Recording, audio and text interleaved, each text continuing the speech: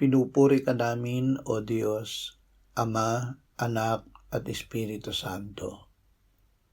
Salamat, Ama, na ibinigay mo sa amin si Jesus na iyong anak, na namatay para sa aming kasalanan, iyong muling binuhay, iniakyat at iniluklok sa iyong kanan sa langit. Salamat na ibinigay mo sa amin ang iyong banal na Espiritu, at sa pamamagitan niya ay ibinuhos mo ang iyong pag-ibig sa aming puso.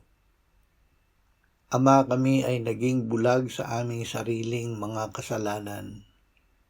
Buksan mo ang aming mga mata upang makita namin ang iyong katotohanan at pagalingin mo ang aming espiritual na paningin nang sa gayon ay tunay kaming makakita at makasunod sa iyong liwanag.